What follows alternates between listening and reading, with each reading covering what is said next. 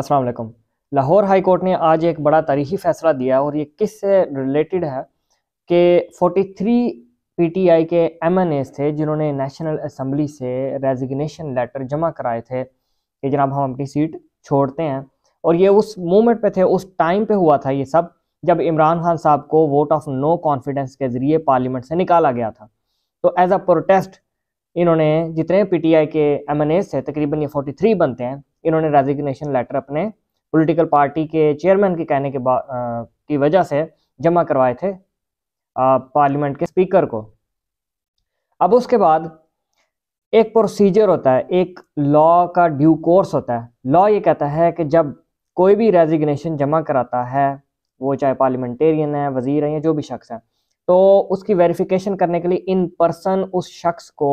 Speaker के पास जाके अपने रेजिग्नेशन लेटर की वेरिफिकेशन करनी होती है कि हाँ ये मैंने ही भेजा है, मेरी आज़ाद मर्जी से है, मुझे ज़ोर ज़बरदस्ती किसी ने ये कहने के लिए मजबूर नहीं किया। ये स्टेप मिस कर दिया गया और इस स्टेप को मिस करते हुए और ये देखते हुए भी कि इलेक्शन कमीशन ने कि जनाब इस प्रोसीजर को अडॉप्ट नहीं किया गया, इलेक्शन कमीशन ऑफ पाकिस्तान ने डी नोटिफाई कर दिया, एक नोटिफिकेशन लेटर जारी कर दिया कि ये जो 43 एमएनएज हैं जिन्होंने रेजिग्नेशन लेटर जमा कराए हैं, हम इनको डी नोटिफाई करते हैं, ये अब पार्लियामेंट के मेंबरान नहीं रहे। और जब वो पार्लियामेंट के मेंबरान नहीं रहे, रुकनीत खो बैठे, तो फिर ये सारे पीटीआई के जो एमएनएज हैं इन्होंने क्या किया, लाहौर हाई कोर्ट का रुख किया और कहा कि जनाब उस टाइम पे हमने लेटर तो ज़रूर दिए थे रेजिग्नेशन के, लेकिन वो पॉलिटिकल पार्टी का एक एजेंडा था, हमने हुकूमत को प्रेशराइज करना था, हमारा मकसद रेजिग्नेशन देना नहीं था। और ये जो तरीकाकार अपनाया गया है ये गलत है, हमारी वेरिफिकेशन नहीं कराई गई, हमसे पूछा नहीं गया और सिर्फ हमारा लेटर दे देना रेजिग्नेशन ये इनफ नहीं था कि हमें डी नोटिफाई किया जाए। ये पिटीशन तैयार की गई पीटीआई के एमएनएस की तरफ से और लाहौर हाई कोर्ट में ज़ेर समाअत थी। तो लाहौर हाई कोर्ट ने सस्पेंड कर दिया उस नोटिफिकेशन लेटर को और ये जितने के जितने एमएनएस थे इनको जुज़वी तौर पे, वक्ती तौर पे इनको इंटैक्ट रखा है और साथ ही ये कहा है पार्लियामेंट को और ईसीपी को, इलेक्शन कमीशन ऑफ पाकिस्तान को, कि इनकी सीट्स के ऊपर आप इलेक्शन नहीं कराएंगे, आप वेट करें, हम ये केस का डिसाइड करेंगे कि आया वाकई इनकी रेजिग्नेशन प्रॉपर चैनल और लॉ के जरिए हुई थी और कानूनी थी और इनकी कॉन्सेंट और विश के साथ ही, या फिर ईसीपी ने घपला किया है, गलत तरीके से किया है और ड्यू कोर्स ऑफ लॉ को अपनाया नहीं है। ये वो रेजिग्नेशन लेटर थे जो कासिम सूरी डेप्यूटी स्पीकर थे उस टाइम पे और राजा परवेज अशरफ थे, इनको जमा करवाए गए थे और इन्होंने आगे से इनको एक्सेप्ट कर लिया और इनके एक्सेप्ट करने की वजह से ईसीपी ने भी डी नोटिफिकेशन लेटर जारी कर दिया। हालांकि लॉ ये कहता है, election commission of Pakistan act 2017,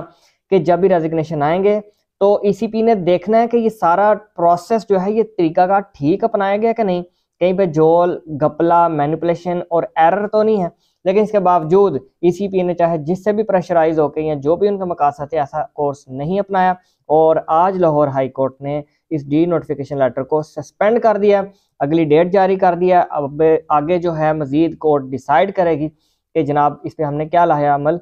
अख्तियार करना है। दूसरी तरफ बात करते हैं इमरान खान साहब के केसेस के हवाले से, जहां बहुत सारे केसेस उनके ऊपर हुए हैं और उन्होंने किए भी हैं। उनमें से एक इम्पॉर्टेंट केस है फॉरेन फंडिंग केस, ममनुआ फंडिंग केस। ये फिलहाल लगा हुआ था बैंकिंग कोर्ट के अंदर और प्रोसीडिंग्स का आगाज़ था। जज साहब के पास पेशी मुकर्रर हुई तो इमरान खान साहब ने यह कहा कि मुझे इजाज़त दी जाए, मैं इन पर्सन पेश नहीं हो सकता, मेरी इंजरीज़ हैं, 100 मामलात हैं, पॉलिटिकल पार्टी का हेड भी हूँ और एक बिजी स्केजुअल है, तो मुझे वीडियो लिंक के ज़रिए पेश होने की इजाज़त दी जाए। तो बैंकिंग कोर्ट ने जो भी वजूहात थी, जो भी रीजंस थी, इनकी ये दरख्वास्त मुस्तरद कर दी और कहा नहीं आप इन पर्सन ही आएंगे। अच्छा, बड़ी हैरानगी की बात है कि सबको पता है कि एक बंदा इंजर्ड है, कातलाना हमला भी हुआ है, लेकिन जज साहब नहीं माने। खैर जज साहब ने इनकी ये जो दरख्वास्त है उसको रद्द कर दिया। तो इस एप्लीकेशन के खिलाफ अब हायर कोर्ट्स में गया इमरान खान साहब कि जनाब मुझे वीडियो लिंक के ज़रिए कोर्ट में पेश होने के लिए इजाज़त दी जाए। यहाँ मैं जिक्र करता चलूँ, इन लीगल अपडेट्स का देने का मकसद एक ये भी होता है कि अवेयरनेस आए। बाहर वेस्ट की तरफ अगर बात करें आप, अमेरिका या डेवलप्ड कंट्रीज़ में या एडवांस जो लॉ की अगर फील्ड देखी जाए उसमें भी एडवांस्ड हैं या एक्सेल कर चुकी हैं, उधर वीडियो लिंक के ज़रिए पेश होना एक आम बात है। आप वीडियो लिंक के लिए ज़रिए ईजिली एविडेंस दे सकते हैं, शहादत दे सकते हैं, ट्रायल कंडक्ट करा सकते हैं, जब भी आपकी एक माकूल वजह होगी आपको फ़ौरन रिलीफ दिया जाता है। लेकिन पाकिस्तान उन चंद ममालिक में से है जहाँ पे लॉ काफ़ी रिजिड है और आपको चाहे जो भी वजूहात हों, मैक्सिमम कोशिश की जाती है कि आप इन पर्सन ही कोर्ट में आएँ। हालांकि टाइम, पैसा और बहुत सारी चीज़ों की बचत इससे की जा सकती है। खैर, किस्सा मुख्तसर ये कि इमरान खान साहब को ये इजाज़त नहीं मिली और वो इस ऑर्डर के खिलाफ अब हायर कोर्ट्स में चले गए हैं। फॉरेन फंडिंग केस के हवाले से मज़ीद बताता चलूँ कि ये वो केस है इमरान खान साहब का जिस पर उनके ऊपर एक एलिगेशन लगाया गया कि इनके पास मुख्तलिफ ज़राए से फंडिंग आती रही पूरे पॉलिटिकल कैरियर में, और वो ऐसे सोर्सेज थे जो पाकिस्तानी कानून के तहत इलीगल हैं, नल एंड वाइड हैं, वो एक्सेप्टेबल नहीं हैं। और बहुत सारे सोर्सेज ऐसे हैं जिनका हमारे पास रिकॉर्ड ही मौजूद नहीं है, और जिस चीज़ का रिकॉर्ड मौजूद नहीं होगा, जिस सोर्स से इनकम आ रही है,